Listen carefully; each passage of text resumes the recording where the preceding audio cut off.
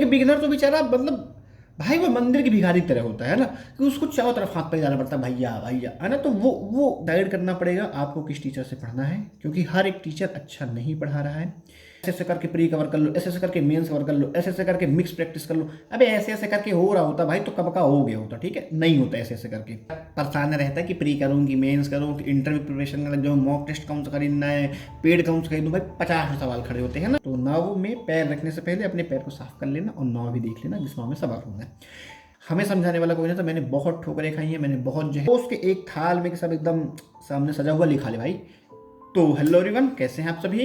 आज इस वीडियो में हम बात करने वाले हैं एक बैंकिंग एस्पिरेंट की जर्नी के लिए, कि अगर आप एक बिगिनर हो या फिर रिपीटर हो तो आप अपनी जर्नी को कैसे इंप्रूव कर सकते हो। एक बिगिनर के मन में आने वाले जितने भी सवाल हैं और एक अपने रिपीटर्स के मन में आने वाले जितने भी सवाल हैं, जितना मैंने सीखा इस जर्नी में वो सब कुछ बताऊंगा मैं।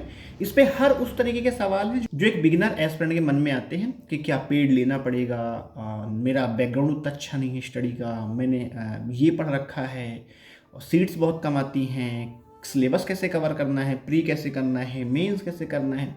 और रिपीटर्स के जो कॉमन डाउट होते हैं कि ऐसी कौन सी कमी रह रही है, कौन सी गलती रह रही है, क्या दिक्कतें आ रही हैं। कई बार इंग्लिश के मार्क्स नहीं बढ़ रहे होते हैं, कई बार अर्थमेटिक सॉल्व नहीं हो रही होती है, कई बार रीजनिंग नहीं सॉल्व होता है, कई बार चीज़ें सॉल्व हो रही होती तो टाइम पे नहीं हो रही होती हैं, और कई बार बस किस्मत ही नहीं होती कि भाई कुछ हो ही नहीं रहा, ठीक है। तो हम उन सारी चीज़ों के ऊपर आज A to Z, है ना, A to Z बोलते हैं, A to Z बोलते हैं, जो भी बोलते हैं, डिस्कस करने वाले हैं। ये शायद थोड़ा सा लॉन्ग वीडियो होगी, पर इसमें इस एक ही वीडियो में आपको सारे सवालात के जवाब आपको मिल जाएंगे, कि भैया आप फ्री में पढ़ पाओगे नहीं पढ़ पाओगे, कहाँ से क्या कवर करना है। और कुछ क्वेश्चंस जो लिटरली थोड़ा सा वेटेज रखते हैं, जिन पे कोई डिस्कशन नहीं करता। उसमें सबसे बड़ा जो क्वेश्चन है वो ये है कि क्या टीचर्स मायने रखते हैं, कि आप किन टीचरों से पढ़ रहे हो, या ये बात सच है कि हर टीचर बेस्ट होता है, इससे कोई फ़र्क नहीं पड़ता। हम उन एक सारी चीज़ों को टच करेंगे। कई बार कई चीज़ें और भी हैं जो कि इस इंडस्ट्री में देखो काइंड ऑफ भाई इंडस्ट्री, ठीक है, एस्पिरेंट लाइफ के अलावा थोड़ा सा आप ये भी देखो कि एजुकेशन सिर्फ एजुकेशन नहीं है। एजुकेशन एक तरीके से बिजनेस हो गया है ना। तो कोई भी आपको जो पढ़ा रहा है उसके लिए आप उसके क्लाइंट हो, है ना, और हमारे लिए जो जिससे हम पढ़ रहे हैं वो हमारी सर्विस प्रोवाइडर है ना। तो भाई कॉमर्स के स्टूडेंट है, थोड़ा वैसे देखो, ठीक है। तो अगर आप पैसे इन्वेस्ट कर रहे हो पेड क्लासेस में तो कहाँ करना चाहिए ये भी पता होना जरूरी है। तो उसके लिए भाई थोड़ा सा कंटिन्यू करो, वीडियो समझ जाओगे आप, ठीक है। तो शुरू करते हैं फिर आज के इस वीडियो को। तो सबसे पहले जो सबसे छोटे छोटे सवाल होते हैं उनसे शुरू करते हैं, कि यार देखो हमारा बैकग्राउंड बहुत मस्त नहीं रहा है, हमने बस बेसिक सी चीज़ें कर रखी हैं, हमने B.Com किया है, हमने BA किया है, हमने BSc किया है, सब कुछ नॉर्मली कर लिया है, ऐसे ऐसे करके, मतलब ऐसे बस गए, सीरीज उठाई और पेपर से एक दिन पहले पढ़ा है और पास होके चले हैं। 10th 12th भी बस ऐसे ऐसे इतिहास हो गया कि हाँ हमने पास किया था, क्या किया था नहीं किया था वो हमें भी नहीं पता, है ना। तो कुल मिला के बेसिक का बेड़ा गर्क है ना, सीधी सी बात है, बेसिक का बेड़ा गर्क है। तो हम क्या करें भाई, शुरू कर सकते हैं नहीं कर सकते, हमारा क्वालिफाई होगा कि नहीं होगा। तो देखो भाई, आप कहाँ से आते हो, आप कितने समझदार हो, आप कितने गधे हो, इससे कोई फर्क नहीं पड़ता। क्योंकि कोई भी एस्पिरेंट, देखो कुछ जगह पे थोड़ा सा एक्सेप्शन होता है, कि 10 में से 1-2 बच्चे हमेशा पढ़ाई में बहुत अच्छे होते हैं, बहुत समझदार होते हैं। हम उन पे चर्चा नहीं कर रहे, हम बात करने वाले हैं अपन आप जैसे बच्चों में से, जो कि झुंड में आते हैं, झुंड में, है ना। तो अपन उस झुंड की बात करेंगे। तो आपका बैकग्राउंड सच कहूँ तो मायने नहीं रखता है, क्योंकि जब 6-8 महीने पढ़ते हो ना, तो आपकी अगर आपका बेसिक्स कंप्लीट नहीं भी है ना, आपको कुछ भी आइडिया नहीं, तो वो धीमे धीमे बेसिक्स कंप्लीट होने लग जाता है। कई बार चीज़ों के लिए टाइम लगता है। तो मुझे ही देख लो, 3-4 साल हो चले हैं ना, पेपर नहीं निकल रहा। आपका क्रिटिसिज्म है भाई, कोई कुछ बोल के क्रिटिसाइज कर सकता है, कोई कुछ, और मेरे पास देने के लिए जवाब नहीं है, क्योंकि भाई जवाब क्या ही दूँ मैं कि हाँ हाँ ये हो जाएगा, नहीं, है ना। तो आपका बैकग्राउंड उतना कुछ खास मायने नहीं रखता है। आप किसी भी बैकग्राउंड से हो, एवरेज हो, बिलो एवरेज हो, एबव एवरेज हो, टॉपर हो, आप इस जर्नी को शुरू कर सकते हो। बस एक सिस्टमेटिक रिदम के साथ चलते रहना, और वही वाली बात है कि वक्त के साथ जैसे जैसे अपनी अपनी चाल को धीमे धीमे धीमे धीमे इम्प्रूव करते जाओगे, चीज़ें सीख जाओगे ना। और ऐसा कोई नहीं है भाई जो सीख ना पाए, बस कोई धीमे सीखता है कोई जल्दी। तो हर एक एस्पिरेंट, एवरेज, बिलो एवरेज, अमीर गरीब, लंगड़ा लूला करना बहिरा अंधा, हर आदमी इसकी प्रिपरेशन कर सकता है। कद्दू फर्क नहीं पड़ता कि आप कद्दू कोई फर्क नहीं पड़ता कि आपका बैकग्राउंड क्या रहा है ना। तो ये रहा पहला सवाल कि बैकग्राउंड मजबूत नहीं है, हम आ सकते हैं, बिल्कुल आ सकते हो, कोई फर्क नहीं पड़ता, ठीक है। दूसरी बात कि हम रिपीटर्स हैं भाई, हमारा पेपर नहीं निकल रहा है, तो उसके लिए क्या करें, पढ़ो भाई, क्वेश्चन की प्रैक्टिस करो, और क्या। टू बी ऑनेस्ट बता रहा हूँ आपको मैं, है ना। अगर आप रिपीटर्स हो मेरे जैसे, तो बेसिकली 3 फैक्टर ही हैं जिससे आपका रिजल्ट रुका होगा। पहला, आपकी किस्मत है बहुत बुरी है, ठीक है, भी मेरी तरह कि मतलब भाई होके ही नहीं मिल रहा, ठीक है। तो एक तो जो सबसे बड़ा एस्पेक्ट है, कई बार लोग बोलते हैं भाई किस्मत किस्मत कुछ नहीं होती, पर अपन तो मानते हैं, अपने नोन एज में बहुत सारे ऐसे लोग हैं जो किस्मत के भरोसे कहाँ से कहाँ पहुँच गए, है ना। तो अपन तो किस्मत मानते हैं, अपना देख लो आप, ठीक है। तो आपकी किस्मत में ही नहीं था तो अभी तक नहीं मिला। और दूसरा, आपके एफर्ट्स में सच में कमी है, ठीक है, मेरे नहीं है। आपके एफर्ट्स में सच में कमी है कि आपने लिटरली उतनी मेहनत नहीं की है, पढ़ने का दिखावा किया हुआ है कि अपने कोर्स लिया, बस क्लासेस को एक बोझ समझ के फिनिश कर दिया, ना तो उसकी प्रैक्टिस की, ना कोई क्वेश्चन सॉल्व किया है, ना मॉक टेस्ट लगा रहे हो, बस मुंह उठा के पेपर देने चले जाते हो तो नंबर नहीं आएंगे भाई, सीधी सी बात है, ठीक है। तीसरे वो स्टूडेंट जो लिटरली मेहनत कर रहे हैं, उन्होंने प्रैक्टिस कर रखी है, फिर भी कई बार रिजल्ट नहीं होता, रह जाता है। तो देखो, हो सकता है, जो मैंने अभी तक अपने आप को ऑब्जर्व करके सीखा है कि कई बार हम क्या करते हैं कि हमने अपना बेसिक्स कंप्लीट कर लिया होता है, हम ना पूरा पूरा स्विच कर जाते हैं मॉक टेस्ट के ऊपर और पीडीएफ्स के ऊपर। हम क्लासेस देखना अवॉइड करने लग जाते हैं, हम कॉन्सेप्ट देख रहे हैं कि यार अब बनता तो है, क्या ही देखना है। मतलब यार एक बात बताओ, आप साइकिल चला रहे हो, ठीक है, बहुत बढ़िया से, तो जिस तरीके से आप साइकिल चलाते आ रहे हो वैसे ही चलाओगे, लेकिन एक एथलीट के पास कई तरीके की ट्रिक्स होती हैं, ट्विक्स होते हैं कि क्या कैसे कंट्रोल करनी है, भाई बहुत सारी चीज़ें मैंने रखती ना। वैसे जब हम क्या करते हैं, एक हम अपने आप को बाउंड कर देते हैं ना पीडीएफ्स के बीच में, वही मॉक टेस्ट के बीच में, क्लासेस को लीव कर देते हैं कि अरे कौन देखेगा यार, जितने में सर एक क्वेश्चन सॉल्व करेगा उतने में 10 क्वेश्चन बना लूंगा। हो सकता है आप वहाँ पे लैग कर रहे हो कि आपकी अप्रोच उस तरह से नहीं डेवलप हुई पाई है जिस तरीके से एग्जाम डिमांड करता है। क्योंकि कई बार देखना, टीचर हो सकता है वो टाइम लेके समझाते हैं, वो टीचर है, उन पर रिस्पॉन्सिबिलिटी है भाई, समझो। आपको वो चीज़ आती है, 2 + 2 4 आपको पता है, बट एक बच्चे जिसको नहीं पता, भाई दिक्कत होती है, कसम से बता रहा हूँ, बहुत छोटी छोटी चीज़ों के साथ दिक्कत होती है, तुम मानोगे नहीं, मैंने बहुत कुछ फेस किया हुआ है। तो एक टीचर अपनी पूरी रिस्पॉन्सिबिलिटी के साथ वो ऐसे समझाते हैं ताकि एक बिगिनर लेवल का बच्चा और एक मास्टर लेवल के बच्चा आराम से समझ पाए, ठीक है। तो हम उसी टाइम सेव करने के चक्कर में नई अप्रोचेस पे ये ध्यान नहीं देते, टीचर के साथ बैठते नहीं हैं कि यार वो क्या समझा रहे हैं, हमें लगता है हम तो कर लेंगे। उस वजह से हमारी अप्रोच डेवलप नहीं हो पाती, हमारा विजन नहीं आता क्वेश्चंस को देखने के, एक्चुअली में क्वेश्चंस को शुरू कैसे करना है। तो थोड़ा सा आप टीचर के साथ क्लासेस लो, थोड़ा टाइम दो टीचर के साथ बैठ के, हो सकता है वो क्लासेस लेने की वजह से आपकी चीज़ें धीमे धीमे इंप्रूव हो जाएं, क्योंकि आपने प्रैक्टिस कर रखी है, आप डेडिकेटेड हो। बट अगर कुछ रह रहा है तो वो सिर्फ ये कि आपके मार्क्स नहीं आ रहे हैं, है ना, तो उसके लिए आपको टीचर के साथ थोड़ा सा बैठना पड़ेगा। तो थोड़ा सा टीचर के साथ बैठो, एज सच आपको कोई और चेंज करने की नीड अपनी प्रिपरेशन में है नहीं, ठीक है। थक गया भाई मैं, प्यास भाई। तो अब बात करते हैं कि प्री पहले प्रिपेयर करें या मेंस। अरे जब प्री ही नहीं तो मेंस कहाँ से, है ना। मतलब प्री के साथ कैसे मेंस प्रिपेयर करें, सवाल ये उठता है। बिगिनर तो बेचारा परेशान रहता है कि प्री करूँ कि मेंस करूँ कि इंटरव्यू प्रिपरेशन में लग जाऊँ, मॉक टेस्ट कौन सा खरीदना है, पेड कौन सा खरीदूँ, भाई 50 सवाल खड़े होते हैं ना।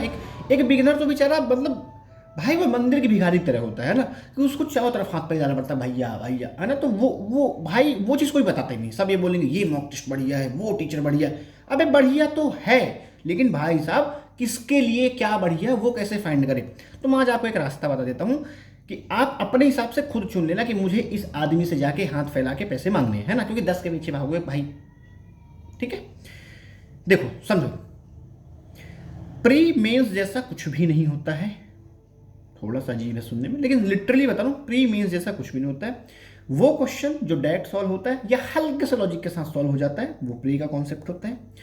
वो क्वेश्चन जिसमें 2, 3 या 4 कॉन्सेप्ट या 2, 3 टॉपिक यूज हो कि उनके मिक्स कॉन्सेप्ट लग के थोड़ा सा वेरिएबल एड ऑन करके आपके लॉजिक्स को थोड़ा इंक्रीज करके रख दिया जाए, वो मेंस का क्वेश्चन होता है।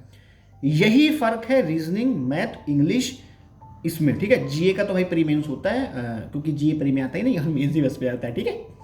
तो यही फर्क है। एक वो क्वेश्चन, अरे ऐसे समझ लो यार कि मतलब कैसे समझाऊं, समझ लो, ठीक है, कि एक जैसे सूजी का हलवा बनता है ना, कि पानी डाला, शक्कर डाला, थोड़ा सा भूना माना और पका दिया गैस पे, तो वो हो गया प्री। लेकिन वहीं पे आप किशमिश, काजू, बादाम, छुहारा, अरे भाई ये सब डाल के बनाया तो वो हो गया मेंस, ठीक है। जितनी चीज़ें एड ऑन करके इन्हेंस की जाती हैं, क्वेश्चन से भी वैसा है। जब क्वेश्चन के लेवल को इन्हेंस करना तो उसमें काजू भी डालते हैं, किशमिश भी डालते हैं, ऐसे करके, ठीक है।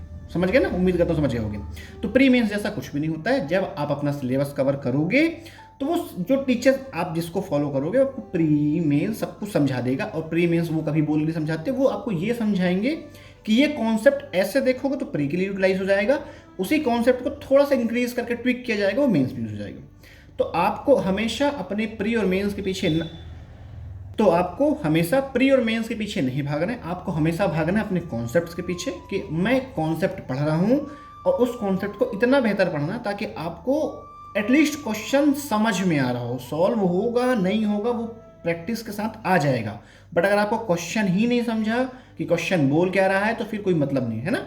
तो कॉन्सेप्ट लर्निंग पे ध्यान देना, प्री मेंस जैसा कुछ नहीं होता। अब बात करते हैं सिलेबस कैसे कवर करना है ना। तो सिलेबस कवर करने के लिए पढ़ना पड़ता है, तो पढ़ना शुरू कर दो, सिलेबस कवर हो जाएगा। ऐसा नहीं है, ठीक है बता रहा हूँ भाई।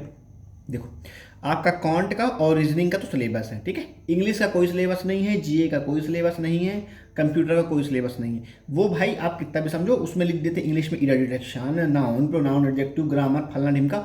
भाई वो एक भाई ग्रामर किसी ने लिख दी, ग्रामर से पूछूंगा भाई वो कुछ भी पूछ देगा, उसका सिलेबस थोड़ी है ना। तो इंग्लिश आपका काइंड ऑफ लैंग्वेज है, जितना भी पढ़ लो कितना भी प्रैक्टिस कर लो कमाई है। तो इंग्लिश के लिए तो सिलेबस जैसा शब्द एग्जिस्ट ही नहीं करता। इंग्लिश डेली पढ़ो, दिन के 2 घंटे डेली पढ़ो। इंग्लिश क्या प्री और मेंस की होती है? तो नहीं, प्री और मेंस की इंग्लिश नहीं होती है, प्री और मेंस के शब्द होते हैं। अगर कोई इजी शब्द है वो प्रीलिम्स का हो जाएगा, कोई टफ शब्द है वो भाई मेंस की तरफ चले जाता है। कुल मिला के शुद्ध सी बात ये है, इजी वोकैब के साथ जो पेपर आपके सामने रखा जाएगा, जहां पे आपको नॉर्मल डेली बेसिस पे यूज होने वाले कॉन्सेप्ट्स मिलते हैं, वो प्री का है। थोड़ा सा लेवल को ट्विक करके, थोड़ा सा दिमाग लगा के, थोड़ा अजीब से शब्दों का उपयोग करके, थोड़ा उसी 4 लाइनों को बढ़ा के रखने वाला क्वेश्चन मेंस का क्वेश्चन है। तो इंग्लिश जस्ट अ लैंग्वेज, जितनी प्रैक्टिस करते जाओगे, जितना पढ़ते चले जाओगे, उतनी बेहतर होती जाएगी। इंग्लिश के भी 2 पार्टीशन हो जाते हैं कि भाई ग्रामर पोर्शन, रीडिंग पोर्शन। तो ग्रामर के लिए आपको बेसिक का आइडिया होना जरूरी है। 2 तरीके हैं, मेरे लिए तो भाई नहीं काम किया था, तो ग्रामर के लिए मैंने कभी ग्रामर नहीं पढ़ी। Noun, pronoun, adjective, verb, adverb, फलना ढिमका मुझे नहीं आता। रीडिंग का तो अपना बस राम भरोसे पढ़ रहे हैं, समझ में आ गया ठीक, वरना जय हो।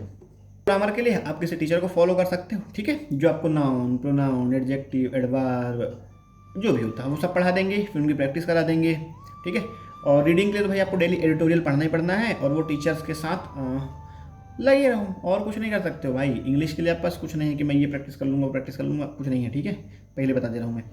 तो ग्रामर पोर्शन आप पढ़ सकते हो, बाकी रीडिंग आपके ऊपर है, जितना रीड करते चलोगे जितना बेहतर समझते चलो। कुल मिला के भाई सीधी सी बात है, जितनी बेहतर आप इंग्लिश की अंडरस्टैंडिंग डेवलप कर सकते हो, कसम से बता रहा हूँ मैं आपको, टू बी ऑनेस्ट होके, आपको शब्दों की मीन आती नहीं आती भाड़ में जाने दो, बस आपकी अंडरस्टैंडिंग इतनी बेहतर लेवल बिल्ड कर लो कि आपको उस चीज़ का नैरेटिव समझ में आ जाए कि क्या कैसे हो रहा है, और एक बेसिक से अंडरस्टैंडिंग रख लो, बस आपके इंग्लिश का काम हो जाएगा, ठीक है। वैसे मैंने इंग्लिश के ऊपर एक अलग से वीडियो बना रखी है जहाँ मैंने इंग्लिश बता रखा है कि मैंने कैसे इंप्रूव किया था। अगर आप बहुत डिटेल में जानना चाहते हो तो एक बार वो देखना, अगर आपकी नहीं सुधार रही है तो। मैंने भाई उसी तरीके से 4-5 नंबरों से 18-20 नंबर तक इंग्लिश को लेके आया, चाहे वो पीओ का पेपर हो चाहे वो क्लिनिकल का पेपर हो, तो आप वो देख लेना, ठीक है। तो इंग्लिश कैसा है कि रीडिंग के लिए डेली एडिटोरियल पढ़ो, ग्रामर पोर्शन के लिए एक बार ग्रामर से ग्रो थ्रू कर सकते हो किसी भी टीचर से, जिससे आपका मन पड़ जाए, जिस पे आपका भरोसा हो, ठीक है। तो इंग्लिश का बस यही रहता है भाई। इंग्लिश का ऐसा इंग्लिश के लिए भी कुछ बहुत वो करने की जरूरत नहीं है कि इंग्लिश का भी बहुत अलग से प्रैक्टिस कुछ नहीं, प्रैक्टिस कुछ नहीं है। इंग्लिश 2 चीज़ों पे, शुद्ध आपकी अंडरस्टैंडिंग, दूसरा आपके कॉन्सेप्ट्स। अगर आपको कॉन्सेप्ट्स आता है तो आपसे ग्रामर के क्वेश्चन बन जाएंगे, अगर आपकी रीडिंग की अंडरस्टैंडिंग अच्छी है तो आपके रीडिंग बेस्ड क्वेश्चन बन जाएंगे। उसके बाद एक तीसरा पिलर जो है वो वोकैब्स का, वोकैब्स आप जितना पढ़ते रहोगे उतना इंप्रूव होती रहेगी। उसके अलावा कोई इंग्लिश बोलते प्रैक्टिस हो जाएगा, अरे सवाल थोड़ी है जो कि भाई अप्रोच इनहेंस हो जाएंगी, नहीं है भाई, अंडरस्टैंडिंग वाली बात है। तो इंग्लिश पे ऐसा अलग से कुछ नहीं होता है। और जो ग्रामर का हुआ पीट रखा है भाई, इतना भी नहीं आती ग्रामर जितना बोल देते हैं, ठीक है। वहाँ पे आपकी अंडरस्टैंडिंग ही काम आती है। मेंस के पेपर में तो लिटरली बता रहा हूँ पूरा इन्फ्रेंस पे ही आता है, वहाँ पे ग्रामर प्रोमर नहीं लगती है। एक का 2 का क्वेश्चन लग गई तो लग गई, वरना जय हो राम भरोसे, ठीक है। कई बार ग्रामर लगती है लेकिन इन्फ्रेंस में गलत हो जाता है। तो जिसने मेंस दे रखा है उसको समझ में आ रहा होगा।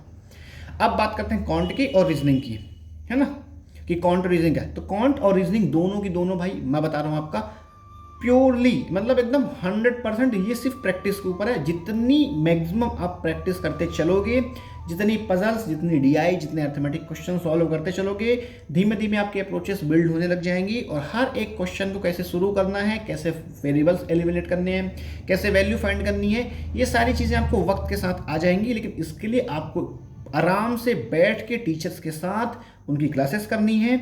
उन क्लासेस में आप टीचर्स को देखो वो क्या अप्रोचेस लगा रहे हैं, उस अप्रोचेस को आप भी अपने प्रैक्टिस पे इंप्लीमेंट करने की कोशिश करो। याद रखना, कॉपी करने की बात नहीं कर रहा हूँ मैं, अप्रोच बिल्ड करने की बात कर रहा हूँ मैं, कि एक टीचर ने किस क्वेश्चन को कैसे शुरू किया है, उसका बिहाइंड द लॉजिक देखो कि टीचर इस चीज़ को यहीं से क्यों उठा रहा है। क्योंकि कई बार एक ही क्वेश्चन अलग अलग वेरिएबल्स के साथ अलग अलग तरीके से सॉल्व होता है, तो वो जो सॉल्व करने की वजह है कि यहाँ पे यही क्यों उठाया गया, वो क्यों नहीं, वो समझने की कोशिश करना, थोड़ा कॉन्सेप्ट लर्निंग जिसे बोलते हैं। रटना मत कि भाई ऐसा कर देंगे तो बस हो जाएगा, है ना। सबको पता है कि 10 रुपए की चीज़ 11 में बेच दी, 1 रुपये प्रॉफिट हो गया, 1/10 मतलब 10% का प्रॉफिट हो गया, है ना। लेकिन भाई साहब अगर वहीं पे वो 10 रुपये की चीज़ 10 + X रुपीज़ में बेच दी गई और 11 रुपये प्रॉफिट हो गया, तो जो एक्स की वैल्यू फाइंड करनी है वो लॉजिक वाली बात है कि 10 और 11 के बीच में एक्स ऐड गया मतलब 1 रुपये, वो छोटा लॉजिक है। तो जैसे ये क्लिक करता है वैसे बड़े बड़े लॉजिक क्लिक करते हैं। लेकिन तब जब आपकी प्रैक्टिस ऐसा हो जाए कि 10 से 11 होते हुए उस एक्स को आपकी आंखें पकड़ पाएँ, तो कोशिश करना कॉन्सेप्ट लर्निंग पे ध्यान दो, ठीक है। तो डीआई, अर्थमेटिक, स्पीड मैथ, कौन इस 3 पिलर पे बटी हुई है। स्पीड मैथ भाई आप कहीं से भी प्रैक्टिस कर सकते हो, किसी भी टीचर से, क्योंकि उसमें ऐसा सिर्फ छोटी मोटी कैलकुलेशंस होती हैं।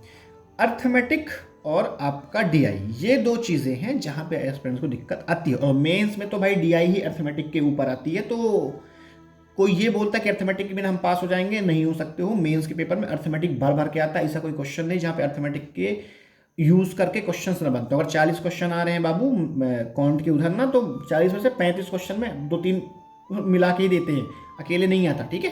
तो ये समझ के चलना कि आप कुछ भी लीव नहीं करने वाले हो। तो अर्थमेटिक प्योरली प्रैक्टिस के ऊपर है। प्रैक्टिस कैसे करनी है, पेड फ्री, सब कुछ बताऊंगा मैं, बने रहो, सिर्फ अभी सुन लो, ठीक है। ये एक जनरल सवालों के आंसर दे रहा हूँ मैं, सुन लो। जनरली आपको ये नहीं मिलेगा सुनने। लोग बहुत एकदम फैसिनेट करके आपको बताते हैं कि ऐसे ऐसे करके प्री कवर कर लो, ऐसे ऐसे करके मेंस कवर कर लो, ऐसे ऐसे करके मिक्स प्रैक्टिस कर लो। अबे ऐसे ऐसे करके हो रहा होता भाई तो कब का हो गया होता, ठीक है। नहीं होता ऐसे ऐसे करके। अभी सिर्फ सुनो, ये एक जनरल कॉन्वर्सेशन आपको पता होना चाहिए, ठीक है। रीजनिंग का भी ऐसा है, रीजनिंग का एज सच कोई वो नहीं होता है। रीजनिंग भी आपका प्योर प्योर प्रैक्टिस के ऊपर है। पजल्स जितनी बनाते जाओगे उतने लॉजिक्स डेवलप होते चले जाएंगे। और उसके जो मिसलेनियस वाले क्वेश्चंस होते हैं उसके छोटे छोटे कॉन्सेप्ट्स होते हैं जो कि क्लरिकल में ज़्यादा यूज होते हैं, पीओ मेंस में तो सिर्फ लॉजिक यूज होता है, ठीक है। तो इस तरीकों से आप अपना अपना रीजनिंग और कॉन्ट कवर करोगे, जहाँ पे आपका रीजनिंग और कॉन्ट प्योरली प्रैक्टिस के ऊपर बेस्ड है। इंग्लिश आपके अंडरस्टैंडिंग के लिए, जिसको आपको डेली रीड करना है, 2-2.5 घंटे पढ़ते रहो। करंट अफेयर मोस्ट बेकार टॉपिक है ना ससुरा। प्रीलिम्स में तो आता नहीं है, और जब मेंस में आएगा तो स्टेटमेंट बेस्ड आएगा, डेटा बेस्ड आएगा, है ना। और पता नहीं दुनिया स्टैटिक बेस्ड आ जाता है, तो दिमाग ही खराब हो जाता है फिर, है ना। अरे मुझे क्या पता भाई कब क्या हो रहा है, पर ठीक है। तो करंट अफेयर भाई आपका वो गोला है जो ना लीला जा रहा है ना ओला जा रहा है ना। तो काम तो चलाना ही है। तो करंट अफेयर के लिए आप डेली पढ़ सकते हो। कपिल काठपाल सर, अफेयर्स क्लाउड, कुश सर, बहुत सारे बेहतरीन टीचर हैं, उनकी आप डेली यूट्यूब पे क्लासेस आती हैं। डेली देखो, डेली नोट्स बनाओ, वीकली और मंथली बेस पर रिवीजन करते चलो। बस इतने कर सकते हो करंट अफेयर के लिए। बहुत लोग आपको बोलेंगे कि उससे प्रैक्टिस हो जाएगी, ये वो नहीं आता भाई। क्विज विज का मैं बता रहा हूँ कि एग्जामिनेशंस में क्वेश्चन क्विज में मिलते हैं वैसे नहीं आते हैं। तो आप करंट अफेयर के लिए डेली यूट्यूब से वीडियो देखो। पेड से देखना चाहे तो आप पेड से देख लो, यूट्यूब की वीडियो देखो, अपने नोट्स बनाओ, उन्हीं का मल्टीपल रिवीजन करो। वीकली या मंथली पीडीएफ से, वीडियो से जो आपको बेटर पढ़ती हो उससे रिवीजन करते चलो। बस इतना ही कर लो। उससे तो करंट अफेयर के लिए आप हाथ पैर मारोगे नहीं हो भाई। लिटरली बता रहा हूँ, मैं बहुत लोगों से मिला हूँ, सिलेक्टेड एस्पिरेंट से भी मिला हूँ, मेरे नोन एज में भी काफ़ी सारे हैं। मेरी नौकरी लग जाए तो फिर मैं ऐसे ऐसे लोगों को ला के दिखाऊंगा तुम्हें, भाई तुम्हें भरोसा नहीं हो कि यार ये दोस्त हैं तुम्हारे, ठीक है। तो लिटरली बता रहा हूँ, करंट अफेयर आपका सीधा ऐसा है कि डेली डेली पढ़ो, डेली उनकी नोट्स बनाओ, डेली रिवाइज कर लो, वीकली मंथली बेसिस पर उसको रिवीजन करते चलो। बस इतना ही करते चलो। बाकी यहाँ के बाद करंट अफेयर पे एक एस्पेक्ट होता है लक, है ना, किस्मत, कि आपका पढ़ा हुआ पेपर में आना चाहिए। देखो भैया, टीचर्स भी आप अपने एंड से जो भी टीचर्स पढ़ाते हैं वो टॉप नॉच न्यूज़ लेके आते हैं, पर उनके पढ़ाई में से भी कई बार नहीं आता। तो क्या टीचर बेवकूफ़ हैं?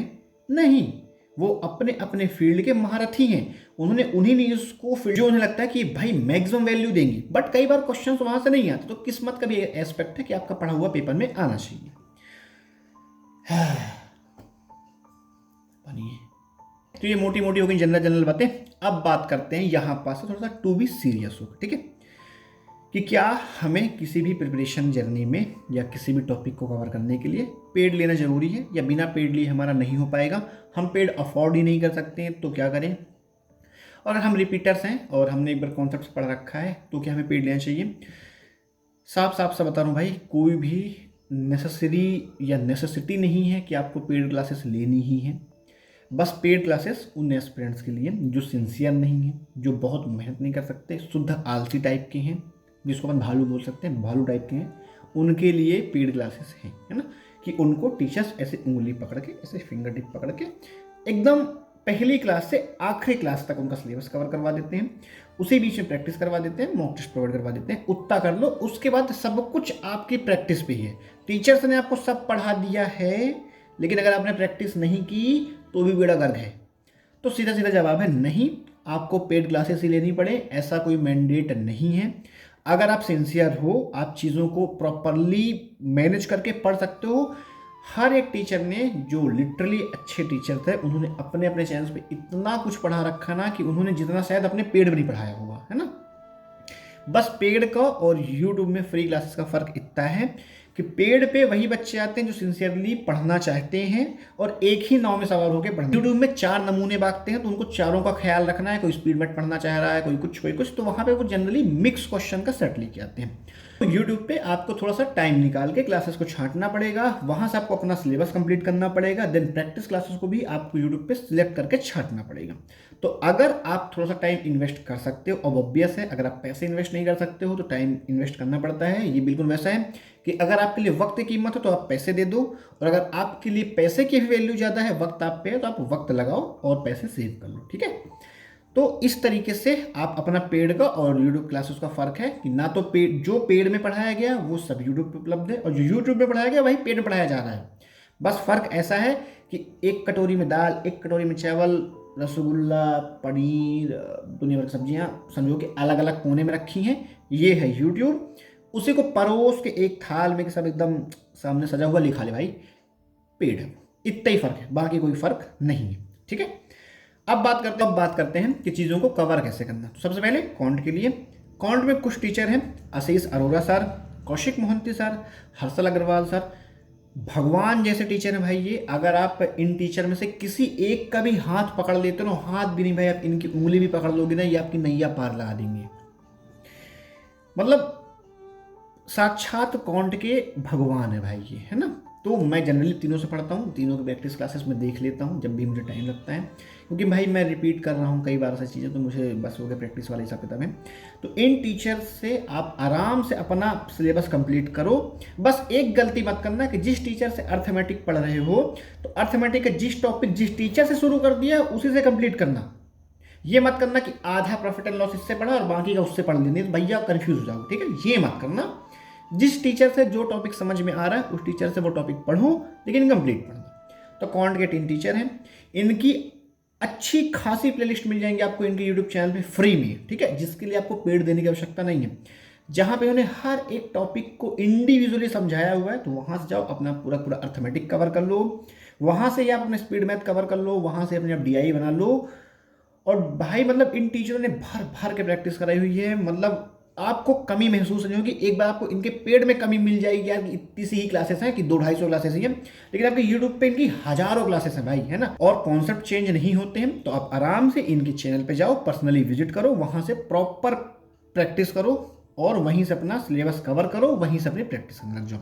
सेम रीजनिंग के लिए अंकुश सर, वो भाई रीजनिंग के देवता है, ठीक है, मतलब भगवान है भाई, वो भी रीजनिंग के भगवान है। उसके अलावा पुनीत सर हो गए, पारुल गेरा मैडम हो गई, स्मृति सेठी मैम हो गई, ये वो नाम है जिन्होंने बहुत अच्छे स्तर पे अपने अपने लेवल पे चीज़ों को समझा रखा है। अपने अपने यूट्यूब पे ही, किसी का पेड मत लो, सबके फ्री में ही आप पढ़ सकते हो। सबने प्रॉपरली भाई डेडिकेटेड IBPS PO के लिए प्लेलिस्ट बना रखी है, SBI PO के लिए प्लेलिस्ट है, RRB PO की प्लेलिस्ट है, क्लैरिकल के तीनों क्लैरिकल एग्जामिनेशंस के लिए। इन्हीं के आप यूट्यूब चैनल पे जाओ, वहाँ से प्रॉपर प्रैक्टिस करो और अपना पूरा का पूरा कॉन्सेप्ट वहीं से आप बिल्ड कर सकते हो। पेड लेने की जरूरत आपको नहीं पड़ेगी। इंग्लिश के लिए भी वरुण चित्रा सर, हर्षल अग्रवाल सर के लर्निंग कैप्सूल में पढ़ाते हैं वो, उनका खुद का study quick by Varun Chitra channel है। निमिषा बंसल मैम हो गई, विशाल परिहार सर हो गए, है ना। ये वो टीचर्स हैं जो बहुत नामी टीचर्स हैं और लिटरली इन्होंने बहुत सारे एस्पिरेंट्स को उनकी मंजिल तक पहुंचाया है। बिल्कुल आप आंख बंद करके इन पे भरोसा कर सकते हो। इन्हीं की क्लासेस आप इंग्लिश के लिए भी फॉलो कर सकते हो। ये सारे टीचर्स डेली एडिटोरियल लेके आते हैं, प्रैक्टिस क्लासेस लेके आते हैं। आप इन्हीं के यूट्यूब चैनल से इंग्लिश की प्रैक्टिस अच्छे लेवल पे कर पाओगे। ठीक है। करंट अफेयर के लिए कपिल काठपाल सर, अफेयर्स क्लाउड, कुश सर, ये वो नाम है जिन्हें पर्सनली मैं फॉलो करता हूँ। तो कुछ सर से शायद मैं नहीं पढ़ता, ठीक है, उतना मैं कुछ सर से नहीं पढ़ा हूँ, लेकिन मैं अफेयर्स क्लाउड और कपिल काठपाल सर से बहुत शिद्दत से मैंने पढ़ रखा है। तो ये हो गया करंट अफेयर्स के टीचर। इनके यूट्यूब चैनल भी आप विजिट करिए, आपको सारी चीज़ें वहाँ पे मिल जाएंगी। अब एक आखिरी सवाल जहाँ से हो सकता है काफ़ी लोग डिसएग्री करें, काफ़ी लोग एग्री करेंगे। डिसएग्री वही करेगा जो नया नया है, एग्री वही करेगा जिसने ठोकरें खा रखी हैं। कि क्या इस जर्नी के लिए टीचर्स मायने रखते हैं, कि आप किस टीचर से क्या पढ़ रहे हो? क्या सच में हर एक टीचर एक समान है? क्या सच में सारे टीचर्स अच्छा पढ़ा रहे हैं? तो इसका सवाल है नहीं, हर टीचर एक समान नहीं है, सारे टीचर्स अच्छा नहीं पढ़ा रहे हैं। आपको डिसाइड करना पड़ेगा आपको किस टीचर से पढ़ना है, क्योंकि हर एक टीचर अच्छा नहीं पढ़ा रहा है।